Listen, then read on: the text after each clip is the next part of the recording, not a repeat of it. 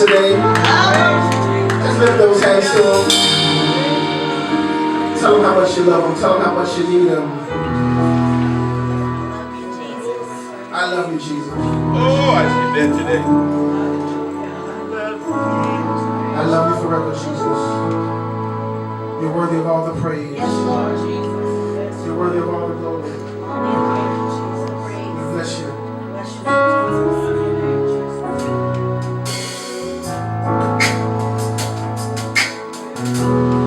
One more time, just praise, okay?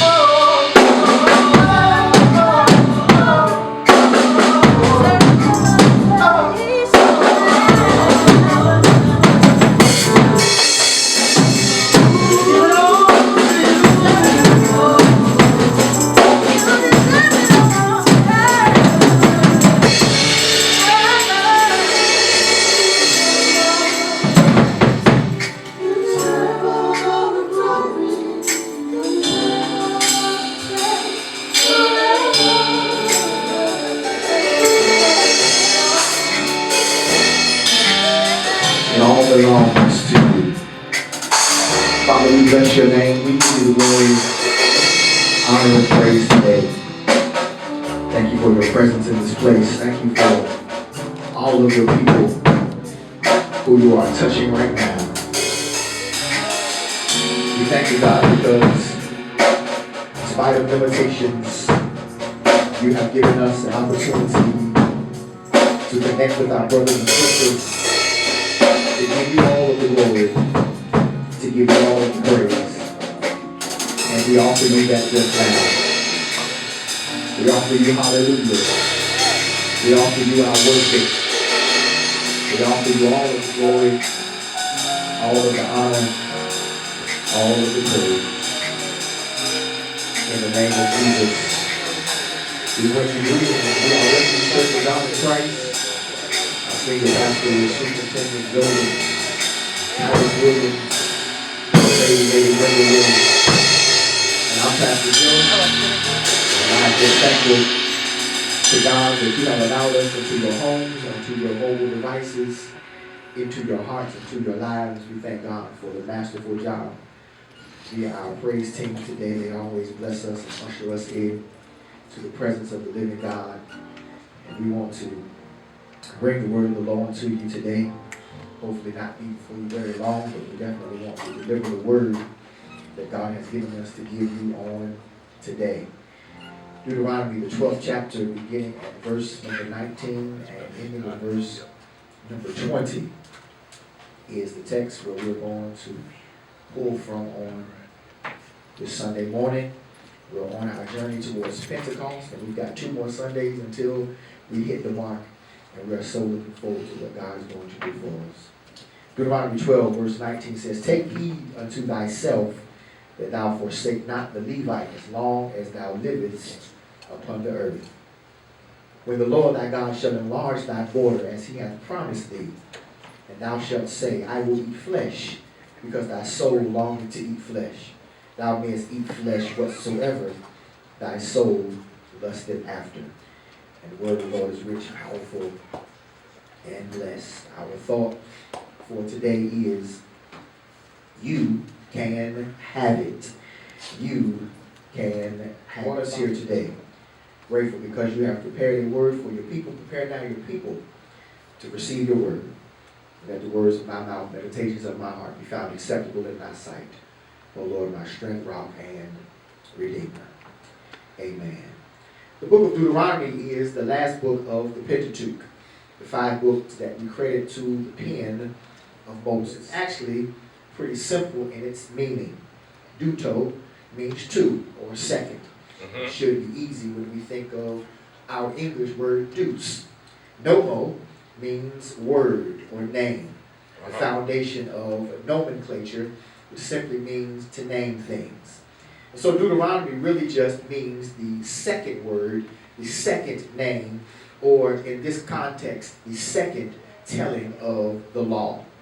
It is for this reason that the book has special significance, because biblical history teaches us that whenever God chooses to say something twice, amazing things begin to happen. After Abraham passed his test with his son, God called out, "Abraham, Abraham," to alert his attention that there was a ram sitting in the bush, instead of having him sacrifice his very own son.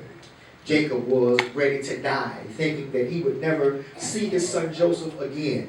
And God spoke to him, "Jacob, Jacob, you don't need to be afraid. Your descendant will become a great nation in a foreign land." Jesus in the Garden of Gethsemane called Simon Peter's name twice. Simon, Simon, telling him that Satan desired to sift him like wheat.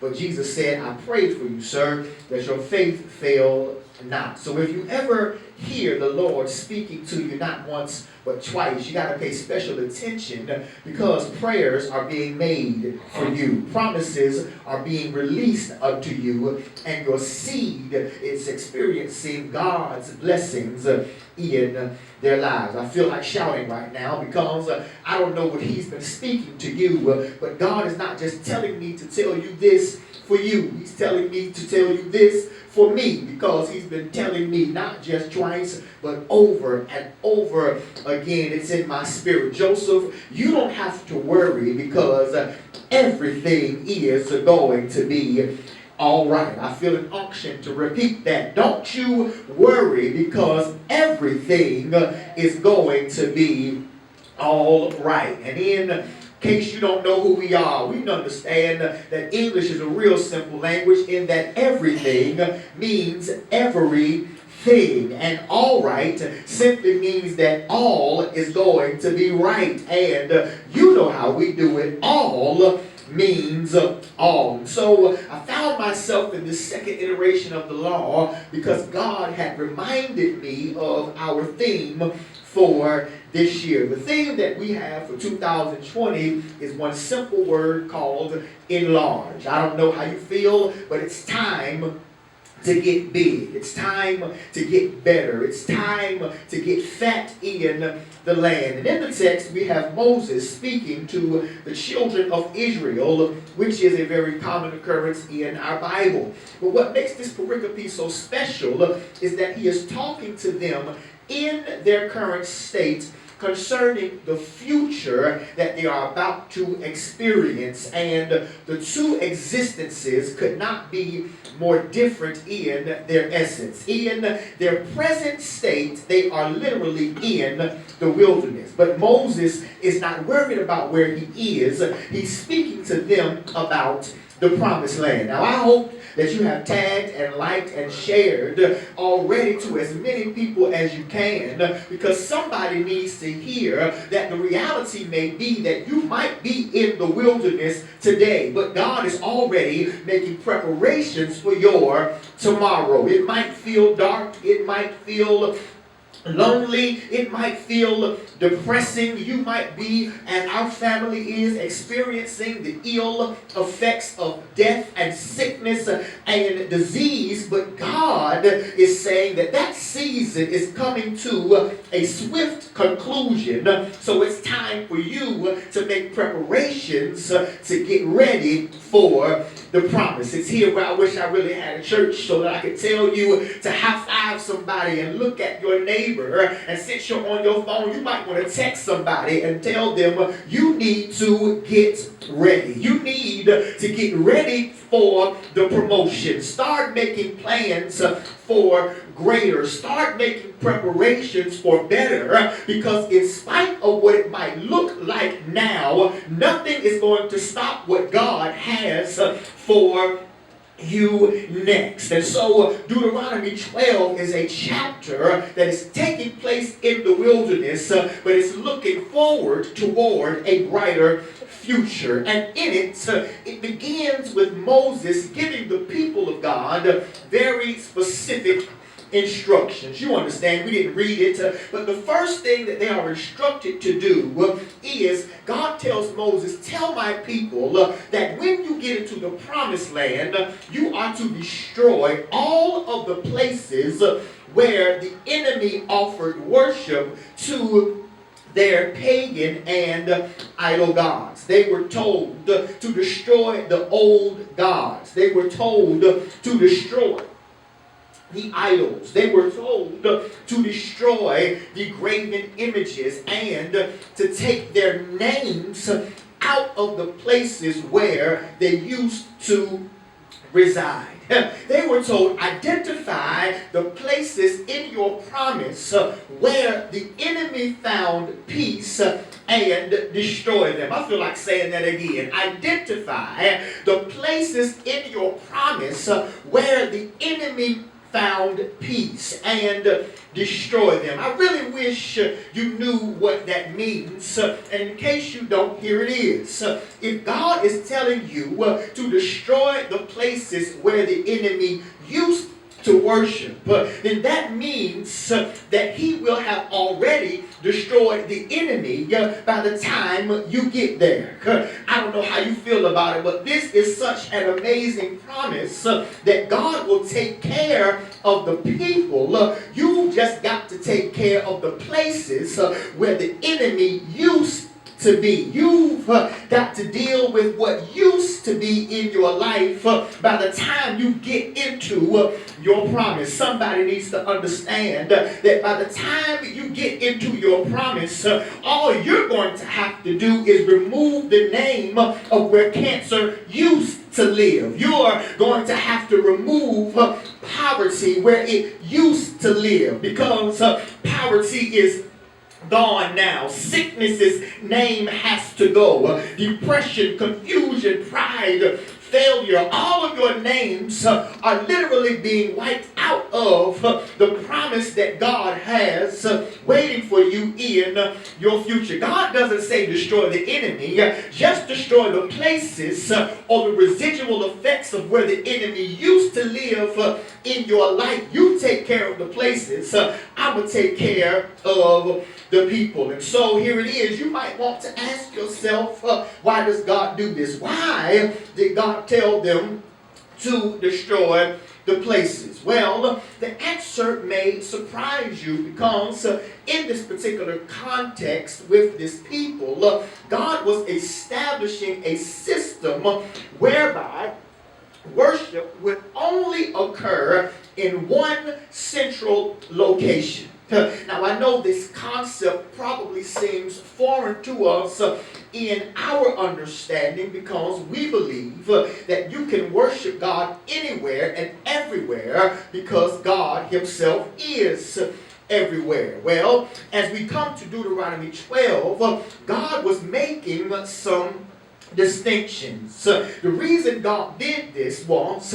he was establishing worship order for Israel as a nation, in direct contrast to the disorder that came from worshiping as the enemy did. You see, the enemy had this belief system that they could do whatever was right in their own eyes and absolve themselves of the sin that they had just committed.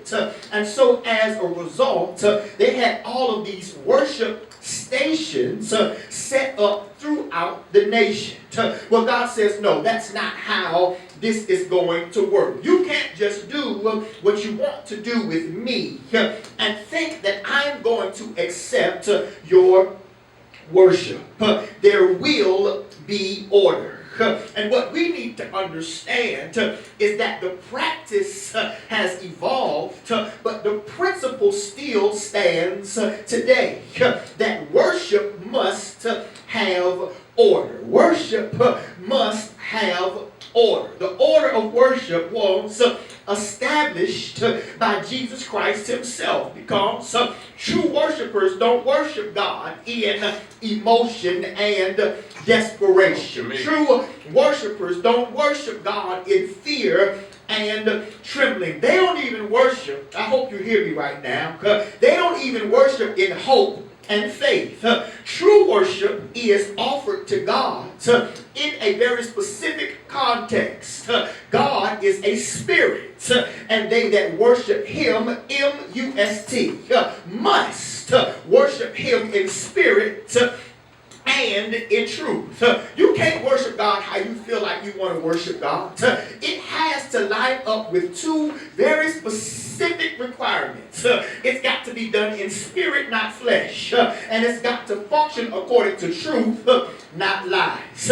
And when you understand this principle, then the text that we have raised becomes more illumined.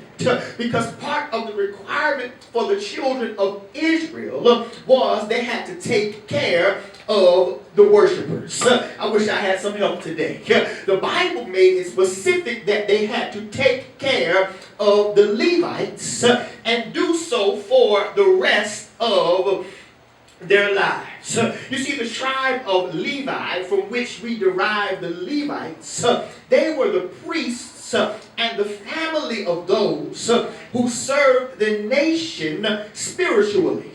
Well, God says, since you're serving me, you don't get a specific piece of the land as part of your inheritance. So I put a requirement on everybody else as a nation. You're going to have to pay your tithes. And those tithes come to take care of the worshipers. It comes to take care of the Levites as part part of their inheritance. These were the people who were singled out and separated for service unto God. And catch this, it was the responsibility of the people that they served to take care of them for the rest of their lives. Too many of those being served that are watching us right now are living in a context where people are trying to take things away from the people to whom they belong. But when you understand God's level of mathematics, and when you understand that God is never going to ask you to do something if he does not have something that he's ready to give to you, when you understand that the peace that God is asking of you is nothing in comparison to what he wants to get you, then you will get excited to fulfill your responsibilities. I'm finished. You will get excited because you'll understand the complexity of the following verse. That after you take care of the Levites, after you take care of the worshipers, after you handle your responsibility, you're going to get excited because God now is about to enlarge your borders as he has promised. I don't know how you feel.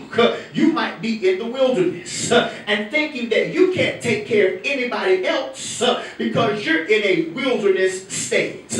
You might be in quarantine and feel like you've got to take care of your own food supply and can't take care of anybody else. You might feel it's closed and locked in a space, but while you're in your wilderness, you need to know that God is about to enlarge you just as he promised. Type it right now. Hashtag enlarge. I might be in the wilderness, but God is looking to my promised land, and there is nothing that an enemy can do to stop God from making me big. There is nothing that you can do to block me from being the person. There is nothing I can do to stop God from making me bigger. That's why the Bible says, no weapon formed against me shall be able to prosper, and every tongue that rises up against me in judgment I can condemn. I need to preach to about 5 or 6 people who understand you might look small now, but you're about to be bigger. It might be dark now, but the way is about to get lighter. You might be sad now, but you're about to be happier. It might be dry now, but you're about to be drenched. You might be in the wilderness, but get ready for the great promised land. And when you enter, you're not just going in the same place that you always been, but God said when you get there, it's going to be bigger.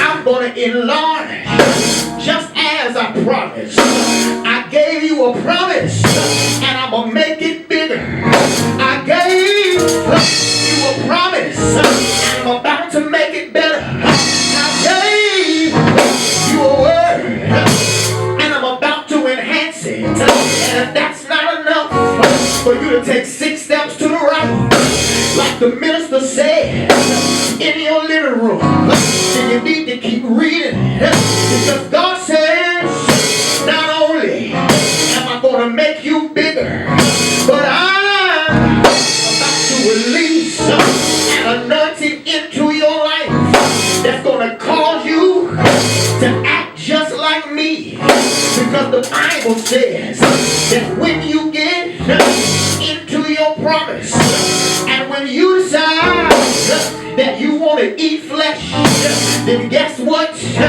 You can have it. The Bible gives you permission to have whatsoever thy soul lusted after. You don't understand. You see, in the wilderness, they couldn't eat what they want. They were on a prescribed diet. They got to eat manna and quail with all the little elk and deer and rabbits running around. God wouldn't let them eat it because he says, I'm going to supply. But when you get to the wilderness, when you get to the promised land and out of the wilderness, God says, I'm taking away all restrictions. And now you get to eat what you want. You get to go where you want. You can climb as high as you want.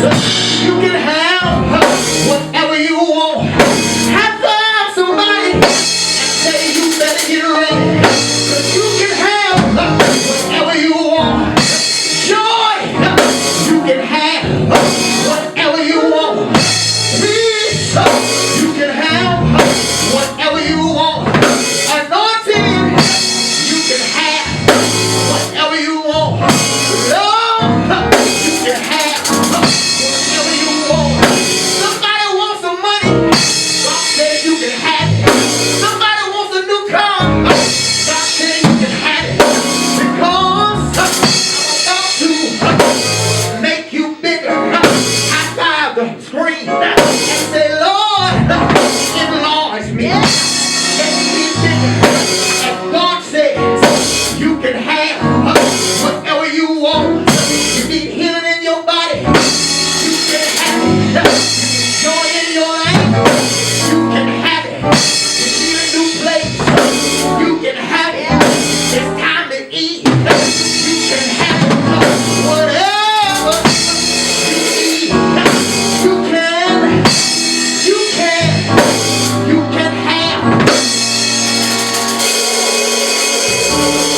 whatever you need, whatever you want. God says, you want to eat flesh? Go ahead and eat flesh. You get to have whatsoever you lust after once you get into your promised land. He says, Moses is talking to these people who are in the midst of what some might call a great crisis. They're quarantined. They can't go nowhere. They're in the wilderness. They cannot move from where they are. God has an eye on where they're going. He tells them specifically, yes, you might be separated. You might not be able to eat what you want. You might not be able to go where you want. You might not be able to do what you want. But a better day is coming. I see your future. Yeah. I see some houses that you are not going to have to build. I see some cisterns that you're not going to have to dig up. I see some occupied dwellings where I've already gotten rid of the enemy for you. Yeah. And that whatever you want to have, you can have. I'm telling you what I know. Not telling you what I feel, I'm telling you what I know. Yes. That this is the word for somebody. That you are moments away from God saying, the store is open. Take what you want. Whatever you need from the Lord, He's saying you can have exactly what you need. That word is for you today. And I just want you to type, I receive it. I receive permission to dream bigger. I receive permission to think larger.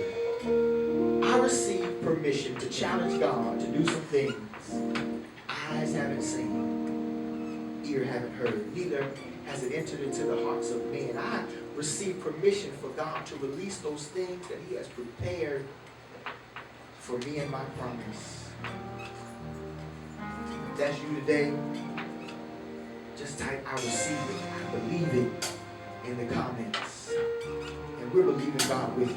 Father, I thank you for every ear that I have been able to touch every eye that is on me, every family, every household. We just pray that you bless them, God. Help them to enlarge their territory. There's an enlarging that we get to do, but then there's an enlarging that you have promised us in your word. And while we might be surrounded by wilderness, and while we might be in a situation that we do not want, I hear the Spirit say you can have whatever you want. Enlarge my territory. Oh Lord.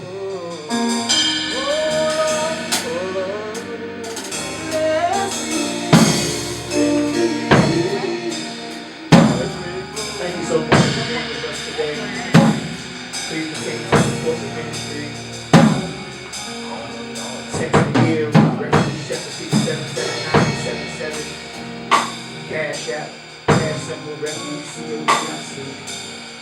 We love you. We're thinking about you. We're praying for you. If you need us to offer no limitation, we will be there for you.